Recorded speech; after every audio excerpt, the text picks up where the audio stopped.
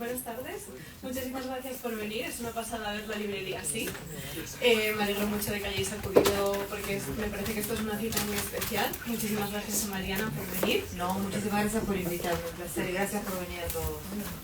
Me parece, esperábamos un lleno completo y es lo que ha pasado, pero me sigue pareciendo impresionante que esto ocurra con un libro de relatos, cuentos, porque es un género que se trabaja cada vez menos y que parece como que no vende. Sin embargo, llegan fenómenos como el tuyo y el cuento sigue muy vivo. ¿Nos puedes hablar un poco sobre cómo tú como escritora, que has escrito de todo, porque has escrito ensayo, biografía, novela larga, novela corta, y cómo es trabajar el cuento y escribir cuento? A mí, sinceramente, es lo que me sale más fácil y sé, claro, que es lo que menos se busca en el mercado, digamos. Yo como escritora argentina no entiendo bien por qué, pero eso tiene que ver con una cuestión de tradición literaria. O sea, a mí me gustan más los cuentos de Cortázar que las novelas de Cortázar. Nuestro escritor principal que leemos en la escuela es Borges, que no tiene novelas directamente y le parecían un género menor, la novela en general, o sea, no me gustaba ninguna. Y a partir de esa hay como una especie de, como decir, de educación literaria a partir de Borges, Cortázar, también Silvino Campo, que hace que leamos mucho cuento. Y cuando digo mucho cuento digo Bradbury, Crónicas Marcianas, el primer prólogo en español se lo hizo Borges. La primera antología de literatura fantástica en español la hicieron Adolfo Bioy Casares, Borges y Silvino Campo. Entonces hay una tradición de cuento y para mí es lo más normal escribir cuento. Creo que por ejemplo lo mismo le pasa a Samantha Schweblin, que lo primero que te sale es el cuento. Y estoy escribiendo una novela ahora y lo que a mí me pasa cuando escribo novelas es que hay un montón de ideas que surgen porque estás en un estado creativo que no sirven para la novela. Que no están en el terreno de la novela, pero que sí. Y lo que hago es escribir cuentos. Entonces, y en general salen de pronto. Y los escribo rápido. Entonces los escribí todos en el verano de 2023, que es enero, febrero mío, marzo. ¿De un año? Sí. ¿Los 12? 10, 2 estaban de antes. ¿Qué dos? Los de antes eran Los pájaros de la noche y Mis muertos tristes. Los dos primeros. Los dos primeros. Curioso porque sí que se nota un poco la diferencia. Hay como atmósferas en la última mitad del libro, sobre todo los 6 últimos, tienen una atmósfera muy marcada, como que son cuentos hermanos. Hay algo que se nota y al principio también se nota que son como de otro momento. Son parecidos, sí. Sí. También la idea de que sean 12 es eso, ¿no? Poder dividir mitad y mitad un poco. Como dos caras de un disco. Como dos caras de un disco, yo lo pienso como discos a los libros, sí. De estos libros tenemos todos los libros de relatos en casa y tienen el mismo grosor. Sí. ¿Es a propósito o...? No, es lo que me sale. Porque no lo piensas, dices, vale, tengo tantas ideas, voy a escribir tantos cuentos, pero sale así porque... Sale así, no soy muy organizada y muy poco obsesiva con la literatura, no puedo pensar así, casi arquitectónicamente casi nunca. Me gusta que sean 12 por una cuestión de simetría un poco, no sé. Me gusta un libro de 12 cuentos, es como un disco de 5 y 5 en realidad, para mí es un favorito. Pero es, no sé, igual es raro, un poco, lo estaba pensando el otro día, digo, es raro porque son todos como, aparte de títulos largos, son todos medio parecidos. Cosa que no, para mí no es ningún problema, en el sentido de que un escritor no tiene tanto tema, y es una cosa que hay que asumirlo, o sea, como escritor y también los lectores, o sea, es así. El escritor tiene un universo y explora ese universo y lo explora hasta los límites y lo explora de diferentes maneras, pero en general cuando cambia radicalmente es más porque dice, tengo que cambiar, que porque su búsqueda literaria... Porque le salga solo. Sí, creo que es más una presión de afuera. Eso no quiere decir que a veces no cambie diametralmente, pero como yo hago que como decías bien, hago también crónica y biografía y no ficción. No me preocupa demasiado que mi camino exploratorio sea este. Sí me agradezco que me publiquen cuentos, porque no se publican tantos cuentos, y que después funcionen, más o menos. Hace poco han sacado una biografía maravillosa de Mercè Rodoreda, Sí. en anagrama, de Mercè Ibars, Abeja furiosa de su miel. Sí. Y yo he leído mucha Rodoreda, me encanta Rodoreda, y en un momento dado dice Mercè Ibars que lo que más orgulloso estaba Rodoreda de toda su producción literaria eran los cuentos. Sí. Y yo dije, ¿tenemos cuenta? ¿Escribió cuentos? Mercè Rodoreda. Los tenía en casa.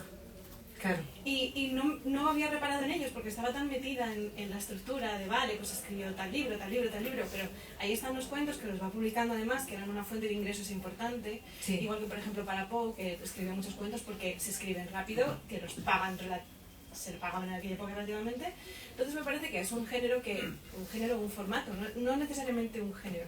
Porque tú dirías que tus cuentos son de terror, de género terror, o... Sí, pero lo que pasa es que el género terror es mucho más amplio de lo que se concibe como género terror. Entonces, si pensás al género terror, incluso los grandes escritores de terror, tomemos tres grandes escritores de terror: Lovecraft, Poe, King. No tienen nada que ver entre ellos. Nada que ver.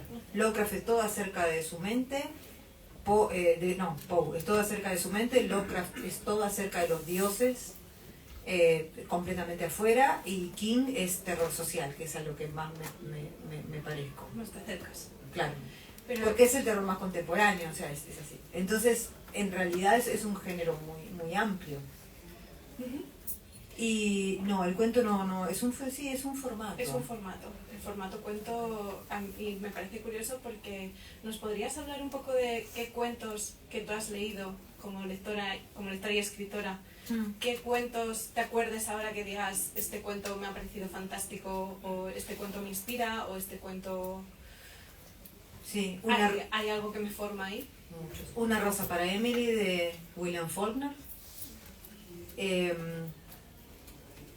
Una rosa para Emily es una especie de condensación de todo el universo de Faulkner, donde es una joven mujer, al principio, aristocrática del sur de Estados Unidos, que va envejeciendo y se va encerrando dentro de su casa. Es un cuento muy gótico, hasta que pasa algo muy desagradable al final, pero muy desagradable.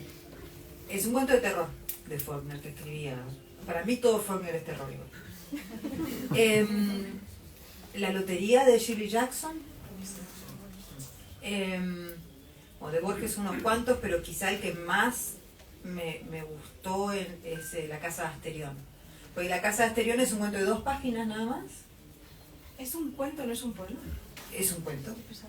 ¿No? No se me olvidan. Y es un cuento en el que él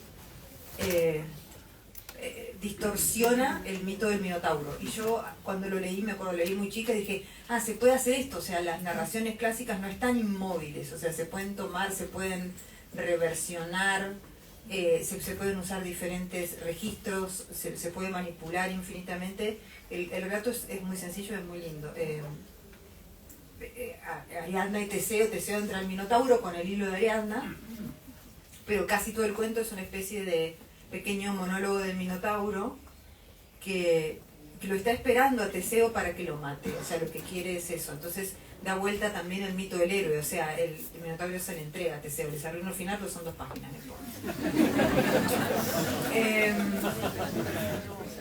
Es breve. Sí, es precioso, además, es verdad que es súper triste, es un relato muy directo y muy penoso. Muy penoso, sí. Luego también de Bradbury hay uno que bueno, hay las Ménades de Cortázar también, hay muchos de Cortázar, y Las puertas del cielo. A mí Cortázar me gusta cómo hace, en Las puertas del cielo es, El otro cielo, algo que se llama igual. El otro cielo es una parte que transcurre en París con un asesino serial y la otra parte en Buenos Aires, y lo que terminás entendiendo es que el asesino serial va a través del tiempo de Buenos Aires a París. Es muy lindo. Y de Bradbury, bueno, me acuerdo mucho, pero de Bradbury hay uno que se llama El último de la fila, que es genial, que no se trata de nada, se trata de una pareja que va a Guanajuato, donde están las momias, y nada, se van de turisteo y ven las momias, y ella queda loca, ella. Y él sigue, anda por México, compra, qué sé yo, sus las comiditas, y ella está teniendo un ataque de pánico porque siente que se va a transformar en una de las momias. Y el cuento es eso. Pero el miedo que te da, el miedo de ella te da miedo. Bueno, por ejemplo, pero podría seguir infinitamente. Para mí tengo cuentos. Sí, pero a mí me parece, como es un cuento, ya te digo, los cuentos, además, como tú has hablado de la genealogía, como escritora argentina, que es el formato cuento y que leéis mucho cuento, y que es verdad que el cuento parece un formato que es innato, es algo que hay gente que parece que lo hacéis muy bien, así como en plan, pues escribo cuentos y me salen solos, y los escribo rápido, y a mí me parece fascinante, porque un cuento me parece de las cosas más difíciles de hacer, porque tienes muy poquito tiempo y tienes que establecer una atmósfera, unos personajes, una intención y un final. Claro. Un principio y un desenlace Pero en la novela es lo mismo y tarda 5 años. Claro. Pero como es un proceso mucho más largo, parece que es más trabajado, y sin embargo un cuento a veces parece que es como para Satenea, que sale solito, y me gustaría desmontar eso, por ejemplo, con el relato que has hablado de Ray Bradbury, que espero que lo estéis apuntando, porque esto es una lista de lectura gozosa. Sí. El cuento de Ray Bradbury a mí me recuerda a tu relato de Lugares Sombríos. Sí. Lugares soleados, perdón, para sí. La gente sombría. Me recuerda al del artista local. ¿Un poco? Claro, que también es esa idea del turista que llega así. Que se encuentra con una realidad que piensa que está adaptada al turismo y no nada más lejos. Resulta además un poquito depredadora, ¿no? El sitio sí. que me parece un poco depredador. Sí. Bueno, que toda la noción, yo trato, o sea, no trato, pero me doy cuenta después cuando los termino de escribir que muchos tienen nociones de algunas cuestiones que estamos hablando de manera contemporánea, pero yo trato de que no sean obvios. Ese cuento también es un cuento sobre turismo. Sí. ¿Y sobre qué más es? La maternidad, un poco. Y un poco también sobre los pueblos abandonados y el resentimiento que se vive en un pueblo abandonado. Un abandono institucional. Claro, porque se dejó de pasar el tren, entonces sí. Como dejó de pasar el tren, cosa que pasó en Argentina en los años 90. Eso aquí también. Es un pueblo que necesita sobrevivir de alguna manera y lo hace a través del turismo. Y después encuentra una especie de salvador extraño. Pero lo que ocurre también es que son pueblos que, como están abandonados, son pueblos en los que se puede ocultar algo de una manera mucho más sencilla que si fuese un lugar donde va gente. Y entonces se reconvierten en un pueblo turístico, pero porque son una especie de boca con hambre, sí. ¿no? O sea, que está esperando que venga gente para disponer de ella. Para alimentar. Bueno, no importa, tienen un coso, sí, un coso. Una cosa que me ha gustado mucho de esta colección de cuentos, que también creo que la distingue de otros cuentos de terror, pero está muy en lo contemporáneo, sobre todo el terror escrito por mujeres, es que no hay nunca un cuestionamiento de si lo que está pasando es realidad o imaginación. Cuando tus personajes se encuentran con la situación inquietante, aterradora, automáticamente pasan a la acción. No hay nunca un momento de decir, ¿es esto mi imaginación? ¿Es esto real? No, es real. Y es real y tienes que actuar en consecuencia. Sí. Porque yo creo que si ocurriera pasaría eso. Yo nunca vi nada, ni hice nada, pero yo estoy absolutamente convencida que no estaría. Lo que quiero decir es, si estamos acá, ¿no? Y de repente desde la ventana se empieza a arrastrar un pulpo y se me pone acá, yo me estaría diciendo, ¿será real este pulpo? Tengo que estar muy quieta porque igual me lo estoy imaginando. No, me parece que no ocurriría. Entonces trato de que el realismo venga de cómo me tomaría yo la experiencia. O no sé, estás en la cama y sentís que te agarran un pie. Bueno, no sé. ¿Será que estoy un poquito loca? No. Claro, no, o sea, tenés que actuar. Entonces trato de que haya realismo en ese sentido, porque no se puede perder el tiempo ante... Y además en mi universo esas cosas son reales, digamos. Siempre. La gente tiene miedo, eso sí, pero trata de solucionarlo, porque además son muy repentinas, no son cosas que le sugiere. A mí el terror donde se sugiere me gusta, lo hice, pero ahora tengo ganas de que en el universo las cosas estén ahí y vos tengas que enfrentarte a ellas. Se nota, sí, porque además ya cada vez menos, vamos, es un terror que no esperas un giro, no, estás leyéndolo y sabes que lo que tenga que pasar va a pasar y va a pasar y punto. Sí. Es eso, viene el pulpo y se te sube la pierna Y chao. te agarra la pierna y se acabó.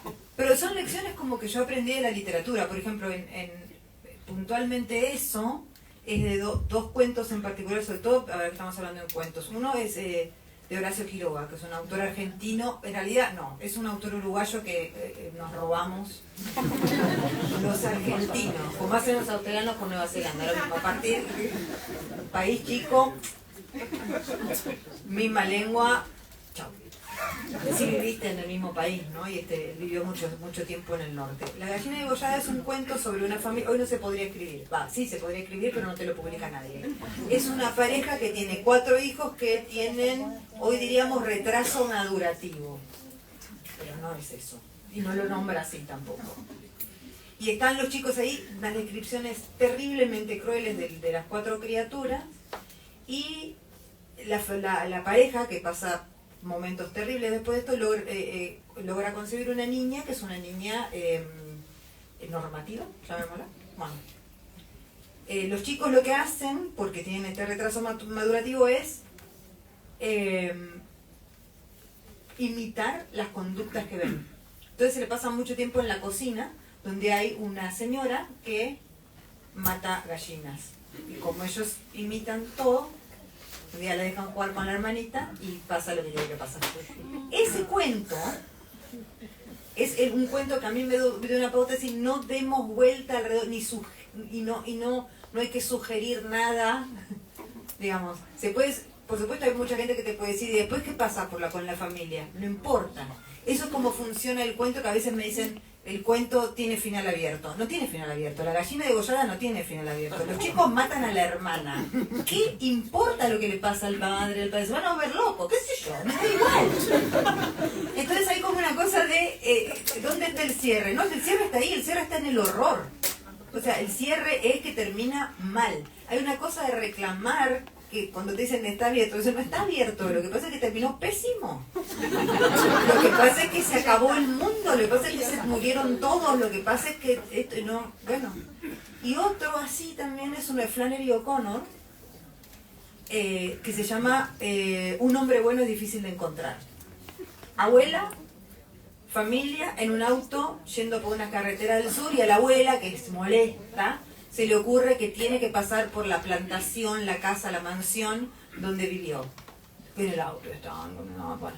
Y la abuela sigue, no es por acá, no es por acá, no es por acá. Y vos llega un momento que te das cuenta que la abuela, primero no se acuerda dónde está, y segundo los está llevando a un peligro, porque se habla todo el tiempo de que por ese lugar hay una pandilla.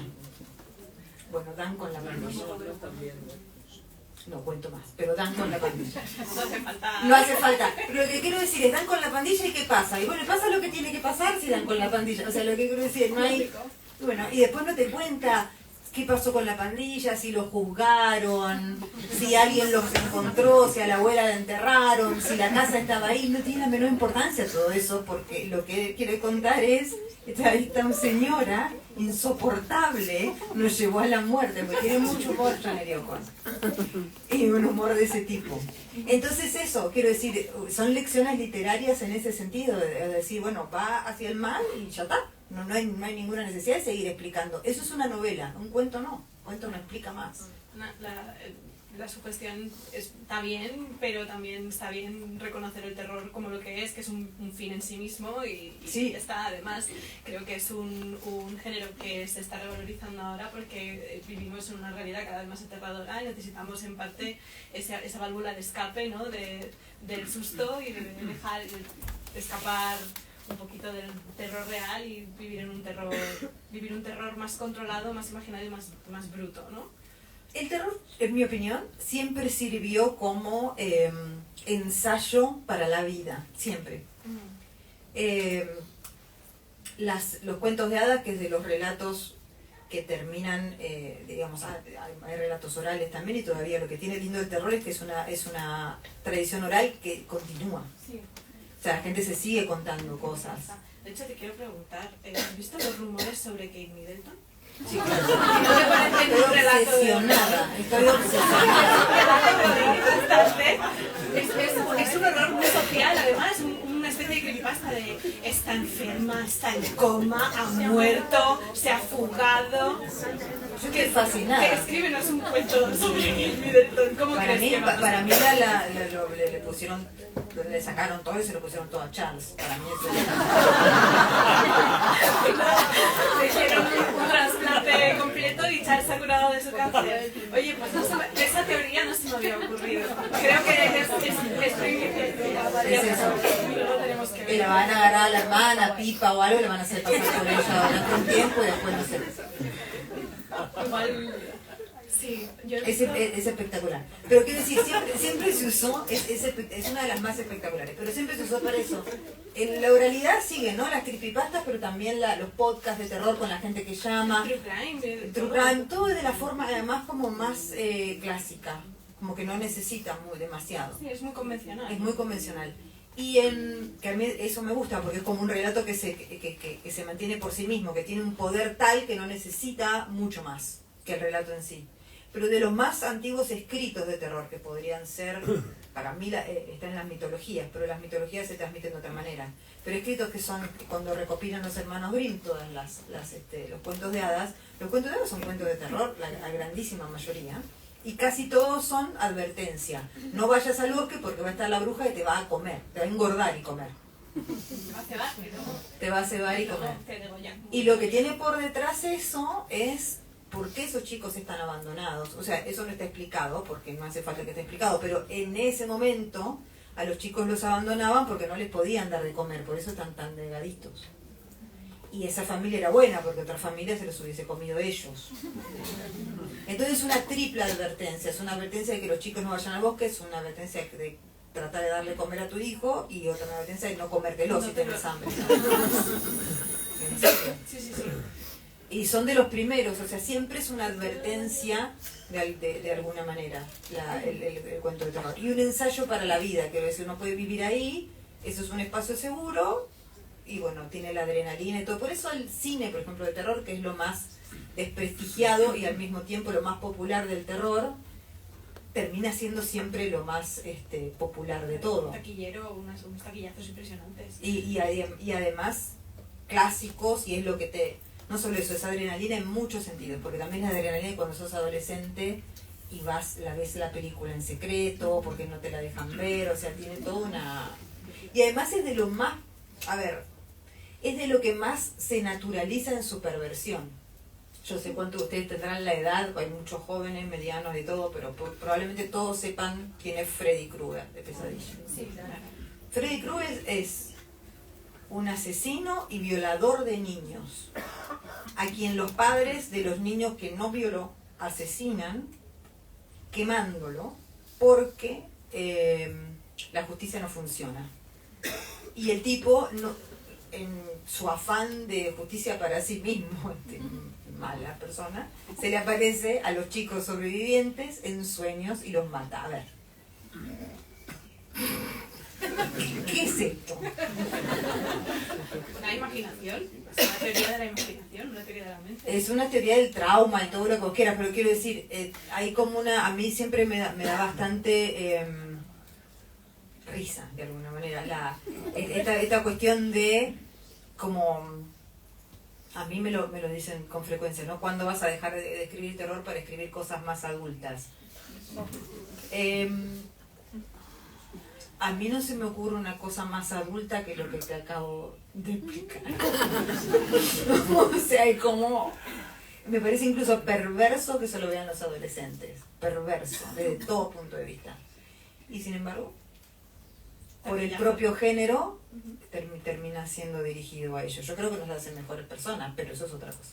Así que yo creo, por ejemplo, en tu libro apunté, sobre todo con los dos primeros relatos, que hay también el de Metamorfosis, el de la mujer que vuelve a reincorporar en su cuerpo su mioma uterino, Sí. que ahora mismo estamos siempre hambrientos de algo con consecuencia y de algo también que nos indique un poco el camino, y creo que es porque estamos muy ensimismados y muy metidos en la mente y en la teoría de la mente y en intentar sacarlo todo a través de un análisis del logos y de pensar y de decir... ¿Y de qué sirve analizar el trauma y pensar sobre el trauma y nombrar el trauma y explicar el trauma si no hay mitigación posible, no hay remedio, no hay solución? Y a veces el terror ofrece un poco un antídoto, es un remedio que es, se acabó. Aquí está, esto es lo que más miedo da, y está aquí y se acabó. Sí. O sea, es verdad que el terror es una ficción del trauma, pero es una ficción del trauma que te dice... con el trauma puedes hablar, puedes negociar, se puede apaciguar, Sí, puede como ser un fantasma. terapia. Sí, puede ser, pero va a estar ahí y va a salir en algún momento como un monstruo interior y no pasa nada en la vida. También creo que ayuda un poco eso a pensarse como una persona que no es que es profundamente impura, como todos los seres humanos, ¿no?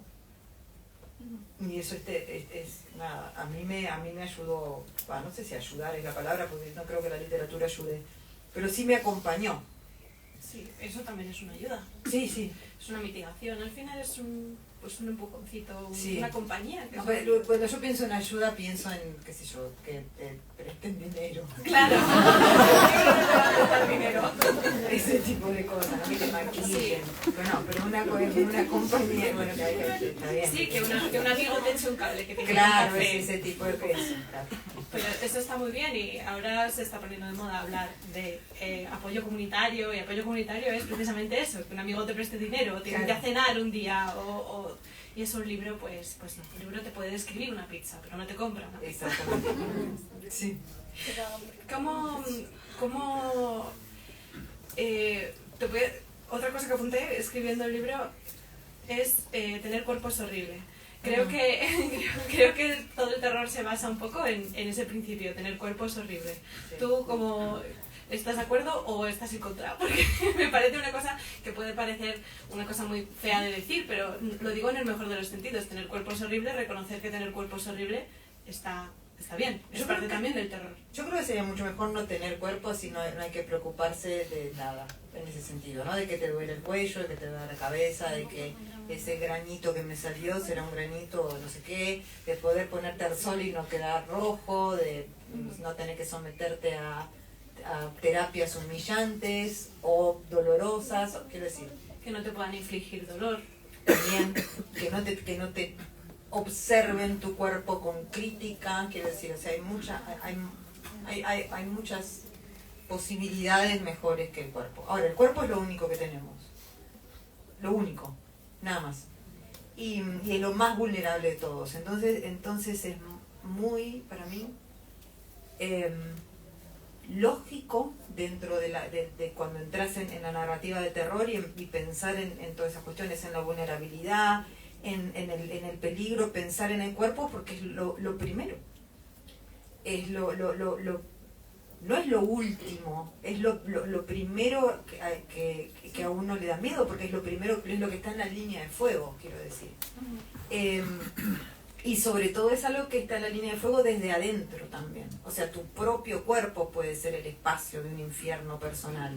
Y no estoy hablando de un infierno personal psicológico, sino estoy hablando de una enfermedad devastadora, estoy hablando de que te atropelle un auto y te rompan la pierna en 5, tengo una amiga, se rompió una pierna en 5 pedazos y la tuvo parada así durante 5 meses, o sea, cosas. Sí, es que eso es horrible.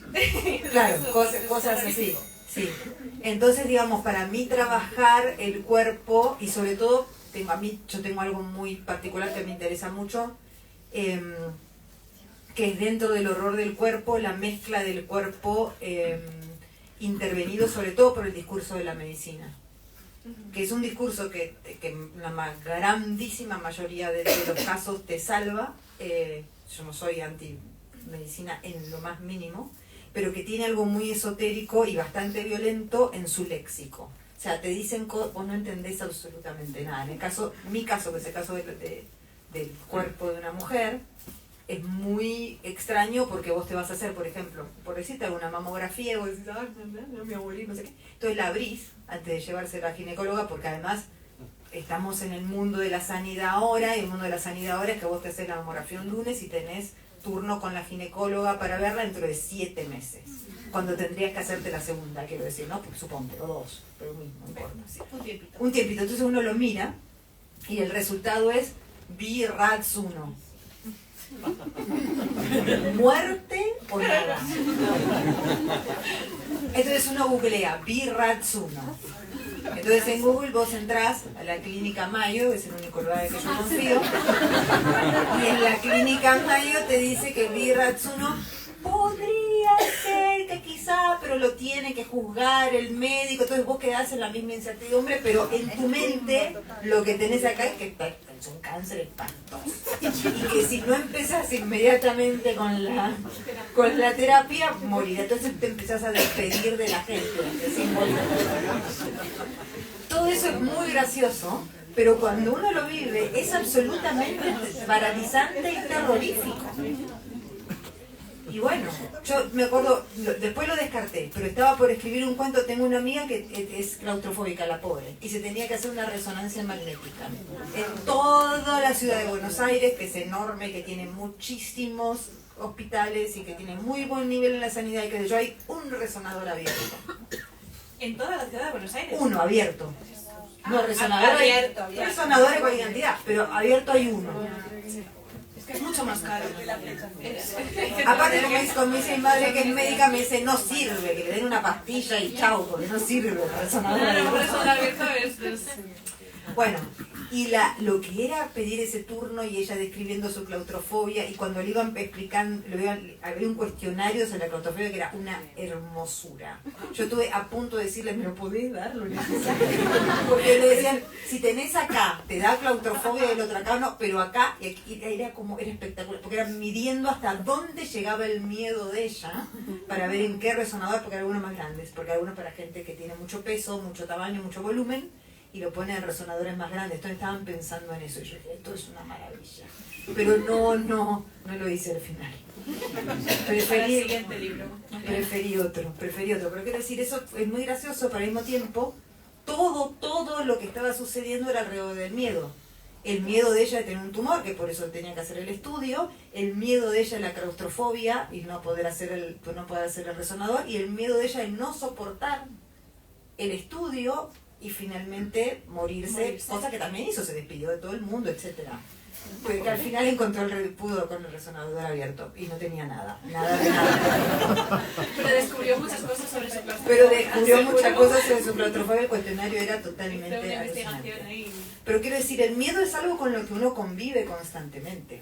Y que en muchos casos nos reímos, y en mis libros también hay bastante humor, porque el humor y el miedo son parecidos. Sí, están muy cerquita en el córtex, por lo que parece. Parece que sí. Sí. Además, el miedo da mucho miedo, la sensación de miedo, ¿no? Como que se le tiene mucho respeto, pero el miedo es ante todo una emoción protectora. Sí. Es una emoción protectora y limitante que te indica los límites. Pues tu amiga le estudiaron sus límites hasta un nivel clínico de decir hasta dónde, hasta aquí o hasta aquí, sí. Pero eso lo hacemos todos. Sobre todo, yo no puedo consumir películas de terror porque soy demasiado aprensiva, pero yo soy una de mis aficiones es leer sinopsis de películas de terror en Wikipedia.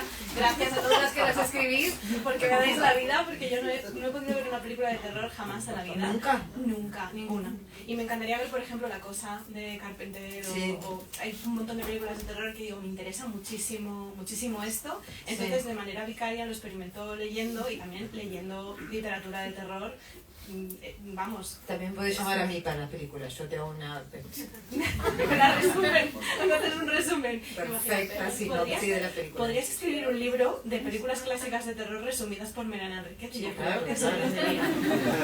Yo creo que sí. Claro, sí, todas. Veo todo, veo basura, veo todo. En los últimos años, ponte 5 años, ¿cuál ha sido la película de terror que más te ha gustado o que más te ha impactado? De los últimos 5 años. Vete más lejos si quieres, la que primero se te venga a la cabeza. Es difícil porque a mí me da mucho miedo una película que es rarísima, australiana, que se llama Lake Mungo. Si hay algún fanático del terror, sí, la conocí. Terrible. Esta tendré que ir luego a la Wikipedia. Terrible. Yo no podría ni explicar por qué da tanto miedo. Porque es una película de fantasmas bastante convencional de alguna manera, y con una técnica también bastante convencional de falso documental y qué sé yo, pero es insoportable, es angustiante la película, es todo cierto. Vos la estás viendo y decís, es todo cierto, esto es cierto. Sí, esto te afecta como si estuvieras allí. ¿O sí, lo sentís que es real lo que te están contando. Sí. O sea, es una historia fantástica, es una historia de duelo y todo, pero sentís que es real lo que... Y después, con el tiempo investigando, el director, que es la única película que hizo. Y eso te da todavía más... ¿Qué ha pasado aquí? ¿Qué tuvo que decir? ¿No? Pero tiene muy mal, como dicen ustedes, tiene muy mal rollo. Muy mal rollo. Yo creo que esa... Y no es de las más conocidas, digamos. No, yo no la conocía, pero iré luego a... te va a gustar el resumen. Porque... Sí. El resumen. Pero claro, sí. En una película tan atmosférica no es lo mismo. A mí me gustan unas películas de terror pues que te cuentan una historia con su... Y puedo, por ejemplo, un resumen que me flipó, que la leí en un blog hace muchísimos años, es de la película Mártires. Que es una Mártires está muy bien. Pues leí un resumen, pero un resumen de 3.000 páginas, de 3.000 palabras, o sea, un articulito. O sea, está bien. Mártires está muy bien. Toda esa nueva ola del cine extremo francesa a mí me divirtió bastante, pero la que me gusta quizá es la más romántica de todas, que es de Claire Denis, que es una que se llama Travel Every Day, con Beatriz Dalle y Vincent Gallo. Ella es una mujer caníbal. Y es súper romántica la película. Bueno, lo de los caníbales en las películas románticas está teniendo también un resurgir bastante... Sí, pero ese Timothée Chalamet, la criatura quebradiza. No tiene carne, esos huesos. No. Qué decepción con la juventud. Pero es una decepción. ¿Por qué? Porque se quedan con así chiquititos. Además es medio tonto el chico. Un caníbal convincente. ¿En alguna película? Sí, en alguna película. Sí, bueno, hay una película muy buena de Antonia Bird que se llama Voraz. Transcurre en un ¿cómo se llama esto? Un fuerte, digamos, durante la conquista la conquista del oeste, y llega un señor que se comió a sus compañeros. ¿Por necesidad o por gusto? Bueno, al principio por necesidad y después... Le cogió el gusto. Y después por gusto. Y ese señor es este actor británico ¿cómo se llama? Está en Trainspotting, está en unas cuantas, no va a salir el nombre. Robert Carlyle. Y ese es súper convincente, porque el gozo de ese señor cuando les explica a los demás, porque todos los demás están como... Bueno, hay uno especialmente que lo hace Guy Pearce, que es como... Es muy gay la película también. Porque es como todo el tiempo que es el caníbal voraz y no sé qué, diciéndole, pero vení, que te va a encantar. Y el otro es como una señorita que está así, está precioso. Y vos hay un momento que decís, ¿y esto? O sea, ¿cuál es el subtexto de esto? ¿En qué sentido se lo quiere comer o quiere que coman juntos? Como entrevista con el vampiro. Vampiro es todo gay. Todo gay. Vampiro es todo gay. No tiene nada que hacer. Por eso Crepúsculo no funciona. Sí. No funciona. El vampiro funciona cuando es Drácula. Es un super, ¿no? Cuando es Gary Oldman y dice, acá vengo y reino. Pero esos chicos así, hermosos.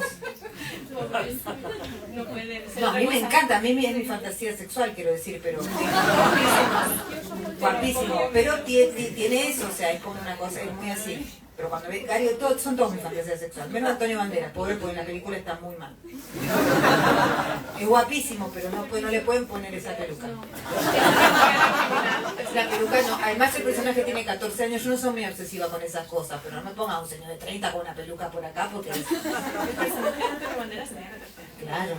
Y yo eso no lo sabía. Claro, 14. No. 14. Yo creo que Antonio Banderas no ha parecido un chico de 14 años ni cuando tenía 14. Nunca, por eso, entonces, y con un pelucón. No, o sea, no funciona, él es guapísimo, pero no funciona. Pero no importa eso, quiero decir. Pero en esta, Voraz es así, y el goce que tiene, está basado en un mito además, indígena, del norte, también un libro de Stephen King que lo toma, que es el Wendigo. Sí, te iba a decir, el Wendigo que es también pues un espíritu... Es un espíritu que se te mete que se te mete cuando consumís carne humana. Y el goce con el que este hombre le explica al otro que tiene que comer porque se va a sentir más... le habla como si fuese testosterona, básicamente, lo que se tiene que meter. Y eso es muy creíble, porque es el placer, o sea, no hay nada culposo nunca en este señor. Entonces ahí sí te lo crees bien porque bueno, así debe ser cuando igual come. que el terror realista es un terror que no se cuestiona. Una persona que realmente comete un acto que se considera pecaminoso no se cuestiona, que no hay bagajes, ¿no? Es como esto, sí. Me ha gustado. Y sí, ahora me ha transformado, ahora soy un monstruo. Y además está en el medio de la nada con estos tipos todos muertos de hambre, abandonados por el Estado, en el medio del desierto, que pronto los van a matar los indios que están alrededor. Y le dicen, muchachos, ¿qué tienen para perder? Cómanse, no importa. Y hay algo de eso que también es como bastante político, que es como decir, bueno, ¿qué? Nos abandonaron, nos dejaron solos, hagamos nuestra ley, nuestra moral, está muy bien. Y Robert Carlyle es genial, porque es muy gracioso también. Claro, siempre tiene que haber pues, el miedo y el humor, el ay y el jiji. Sí. Cerquita. Pues creo que vamos a dejarlo ya, porque hay mucha gente. Y no puedo abrir turno de preguntas porque hay mucha gente. Pero sí podemos, ¿no? Vamos a ver, Mariana. Bueno. Si abro turno de preguntas, elegimos a una sola persona. ¿3 personas? Vale, pues 3 personas. 3 personas. Pensároslo muy bien. Porque si no nos gusta la pregunta, os comemos. 3 personas. 3 personas. Una. Hola, muchas gracias. No, de nada. Me estoy divirtiendo como... Lo primero que quería decirte, me ha parecido muy interesante la referencia que has hecho de la gallina degollada. Sí. Hay una interpretación de ese cuento en el que dice que la explicación del final está en una frase. Y esa frase que está al principio, cuando habla de los niños, dice tenían una tendencia incontrolada a la imitación. Sí, claro. Y ahí está la explicación de todo, claro. de todo el cuento. Empieza como termina, o sea, te lo dice al principio, es el caso del ultra spoiler. Claro, si no te diste cuenta es porque no te querés dar cuenta. Eso no era una pregunta. Sí, no, pero, quería preguntarte, ¿existe para Mariana Enríquez diferencia entre cuento y relato? Yo quiero pensar que sí, al menos para mí, pero me gustaría saber tu opinión entre cuento y relato, que puedas profundizar un poquito ahí. Yo creo que el cuento es mucho más literario. O sea, que el cuento es el literario. El relato puede ser... hay muchas formas, digamos, de narrativa que pueden ser un relato. Puede ser un relato de viajes, puede ser una crónica, puede ser... Pero un cuento es el formato más literario de todos, creo. Cuando pensamos en ficción corta, quiero decir, para mí. Pero yo no soy muy académica en la literatura, no tengo mucha noción, la verdad. Y ya a esta altura me resigné a mi trabajo intuitivo, digamos. Es como, no pienso mucho en las formas y tiendo cada vez a pensar más en cuento, novela, formato largo, formato corto y quedarme ahí, pero no pienso demasiado. Pero en mi ignorancia, digamos, el cuento es la forma breve literaria, narrativa como tal. Y el relato también puede ser más largo, digamos. El relato abarca, es una forma breve más libre, digámoslo de alguna manera. pero ya creo que todo eso está tan contaminado últimamente que es muy difícil definir qué es cada cosa. Incluso con, no sé, pensemos en Nausgard, por ejemplo. Nausgard escribe novela, pero sí es todo acerca de su vida. Es autoficción, ¿qué es? Pero sin embargo sale en una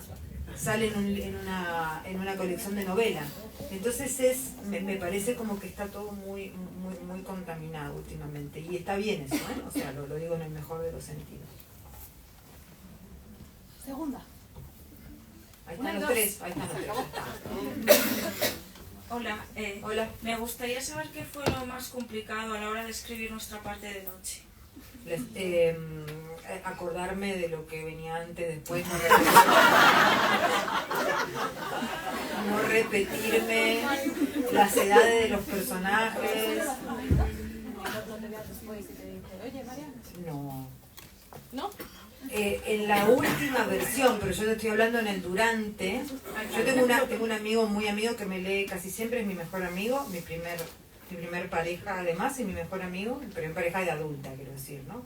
Y es súper obsesivo, es una persona que tiene problemas. Entonces, para mí es muy... Sí, bueno, tiene problemas, o sea, es una persona que se hace lista de qué ropa va con qué, o sea, no se puede poner un jean si no es con esta... O sea, este jean es con esta camisa. Si esta camisa está sucia, no sale a la calle. De verdad. Entonces es genial, más allá de que, bueno, él tratará su trastorno como pueda. Para mí es muy útil porque a mí me pasaba, por ejemplo, yo ponía que en 1969 tal personaje tenía tal edad. Entonces él me llamaba por teléfono y me dice, en 1969 tiene 3 años menos. O le cambiás la edad o... Y así todo, o sea, así era, digo, esto con los hechos, o sea, yo quería, por ejemplo, que cierto momento de la infancia de los chicos, y especialmente de Gaspar, pasara durante el Mundial 86, campeonato que ganó la Argentina. ¿Por qué? Porque fue un momento que para mi generación, y sobre todo para los varones de mi generación, fue probablemente el momento más alegre de sus vidas, digamos. Y él estaba en el peor momento de su vida y yo quería darle algo. Y quería darle ese regalo en un momento que le está pasando súper mal, y que para que pudiera evadirse de verdad. Le está pasando tan mal él en su vida con su padre y todo, y con toda la tormenta que él sabe que está detrás de eso y que no puede llegar a entenderla ni la conoce, que necesitaba que pudiera evadirse de verdad. Y evadirse de verdad no se iba a evadir yendo a una montaña rusa, ni digo pensando en las cosas que podía hacer en los 80 un chico, ¿no? Ni siquiera con que ganara un campeonato su equipo, tenía que ganar el campeonato mundial. Con eso se iba a escapar de la cuestión. Pero necesitaba tener una edad determinada en ese momento, y eso fue. Porque al principio yo necesitaba que el niño se fuera de viaje con su padre y entendiera un poco de lo que se trataba. Entonces, ¿eso en qué año pasa? Bueno, eso es lo que más me costó. Y después no repetir escenas. Para eso me sirvió la estructura, pero la estructura fue lo primero que tuve. La estructura fue, como yo sabía que iba para una novela larga, dije, bueno, son estas partes, y entonces iba escribiendo algo y decía, bueno, esto es para la primera parte, esto es para la segunda, y lo iba mandando así. Y luego empezó el tema de la continuidad. Lo que yo necesitaba era un montajista, no un editor. Sí, un editor de cine. Un editor de cine, sí. Pero esto lo cuenta George R.R. Martin también, que cuando estaba escribiendo, no sé si seguirá escribiendo, espero que no, espero que esté bañándose en una bañera de dinero, como sí. Y lo deje, pero decía que él tenía a varios amigos que incluso les mandaba capítulos y que llegó a mandar capítulos escritos desde el punto de vista de un personaje que ya había matado antes. Totalmente. Y le escribieron, le llamaron por teléfono en plan, oye, George, que este chico lo mataste hace 2 libros y ya no puede salir. Y él... Sí. Y otra cosa, como para terminar, porque es importante. Yo, uno cuando escribe cualquier cosa, pero sobre todo cuando escribe una novela, porque es más difícil, o sea, el cuento te obliga a cortar, porque esa sí es la naturaleza del cuento. Incluso si no escribí, yo no soy una fan de usar la elipsis todo el tiempo. Me parece que hay escritores que por una especie de defecto de usar la elipsis mal entendida, el cuento termina siendo una estructura donde no sabes lo que pasa. Una cosa es sugerir, otra cosa es que decir, bueno, pero esto es un esqueleto. O sea, la máxima esa del cuento norteamericano de Show Don't Tell, que es mostrar, no contar, llegó a un extremo tan importante donde la gente muestra y no te cuenta nada, y vos decís, ¿y esto qué es? Es como estoy viendo el esqueleto del relato y no me está contando absolutamente nada. Y es un malentendido total, porque te ponen, por ejemplo, el ejemplo de eso te lo ponen a Raymond Carver, que cuenta un montón Raymond Carver. Lo que pasa es que es un genio de la elipsis, no necesita más que 3 líneas de diálogo para hacerte sentir que esa gente es infeliz y no puede soportar más la vida. ¿Pero por qué? Porque sabe elegir qué palabras son, no es que no está contando. Eso te parece a vos porque lo estás leyendo mal. Bueno. Pero lo que ocurre cuando uno escribe, sobre todo algo largo, es que todo le parece importante y se enamora de las cosas y le enamora a este personaje. Todo empieza a parecer que esto no se lo puedo sacar. La novela tiene 700 casi páginas. Le saqué 150 páginas, que obviamente no servían para nada porque todavía sigue siendo larga.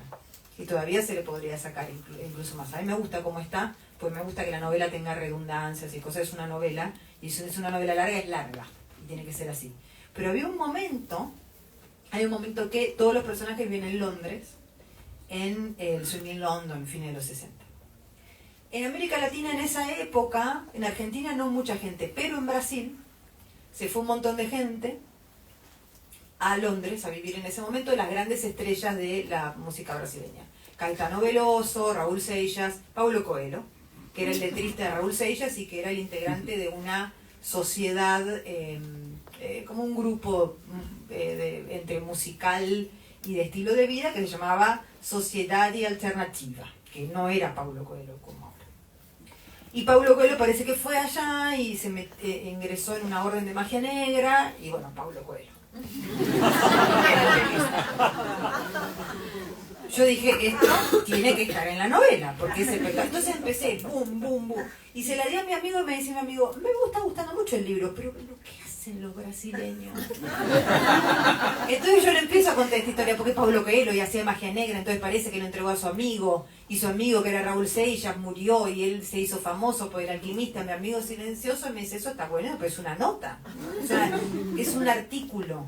Es una crónica que podés poner en otro lado, pero acá me parece que te enloqueciste. ¿Y qué va a pasar con los brasileños después? ¿Van a venir acá con ellos? Digo, no, pero Luis, el hermano de Juan, vive en Brasil, entonces lo va a conocer. Me dicen, no. Yo me enojé un poco, no con él, me enojé, bueno, dije, no sé qué, lo pensé, reflexioné. Y cuando reflexioné dije, pero claro que no. Claro que no. Y bueno, ahí está. Y eso es lo más difícil, no solamente de esa novela, sino de la ficción en general, que entras tanto en ese mundo que todo te parece importante y todo te parece relevante, y la historia está buenísima de los exiliados brasileños que hicieron magia negra, pero no está, no cabe en la novela, y no tiene que ver, no pertenece a la misma amalgama, digamos, que la novela. Y bueno, por eso lo saqué. Pero bueno, eso. La novela sobre los sacrificios humanos de Paulo Coelho está muy chula. ¿Cómo? La novela sobre los sacrificios sí, humanos. Claro, fan.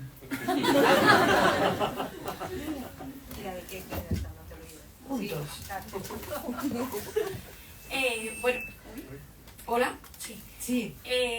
Yo sé que te gusta mucho el cine, obviamente, y ya siguiendo con nuestra parte de la noche, yo quería preguntarte quién sería tu director o directora, soñados para que adaptara nuestra parte de la noche. Es curioso porque uno puede decir quién es su director favorito de uno, ¿no? Y quizá no es el director que yo elegiría para nuestra parte de noche, pero por ejemplo, muy contemporáneo de Denis Villeneuve creo que lo haría muy bien. Hombre. Sí, y antes yo creo que Stanley Kubrick me gustaría también. Creo que le daría, la novela es muy exagerada y Stanley Kubrick le pondría la frialdad, más allá de que en la orden yo pensé en Ojos Bien Cerrados, en toda la escena en que va Tom Cruise a encontrarse ese momento, digamos, en esa casa y todo eso era, yo pensé mucho en Ojos Bien Cerrados. Entonces, sí, por ahí. Pero no son mi director favorito, es David Lynch, que a quien yo no le daría porque me hace una locura.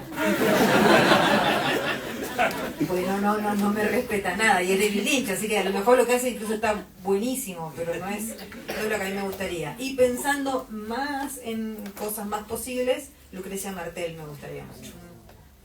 Porque Lucrecia además maneja mucho el código, especialmente de esa zona de la Argentina decadente, y me gusta mucho cómo hace diálogos. No es tan fácil hacer diálogos en cine, y nada, me parece que es brillante. Entonces ese sería mi... Uno está muerto, así que uno no. Pero Lucrecia sería genial, sí. Ella lo sabe además y no quiere. Pero no importa. Se lo mandamos, le mandamos un correo. No, ella sabe. Pero hacer cine en América Latina es difícil. Y así ponerse a hacer una cosa así en América Latina, y más ahora. Entonces, bueno, no. Por eso, tío, es un sueño. Si ella... Por pedir. ¿Eh? Por pedir. No, claro, no. Pedir, yo pido cualquier cosa. Muchísimas gracias. No, de nada. A todos, y muchísimas gracias, Mariana. De nada. Espero que disfrutéis mucho los relatos, son una maravilla. Todos los libros de Mariana son una maravilla. Ahí está un novelón que es Nuestra parte de noche. Y ¿nos recomiendas algo en especial, que le tengas especial cariño, que no te pregunten mucho por él? Un libro que tengas por ahí que... Ay, me cuesta mucho hablar de mis libros a mí. Ah, ya veo. ¿Eh? Ya veo. Sí, bueno, quizá un libro que no está editado y que espero que edite Anagrama, ¿no ella? Que es una novela inédita que se llama Cómo desaparecer completamente, que cuando salga les pido que le presten atención. Pues ya sabéis, espero que hayáis tomado notas porque ha sido una presentación... Es casi una primicia. Eso es. Quedaros con el toque porque esto es importante. Muchísimas gracias. Gracias.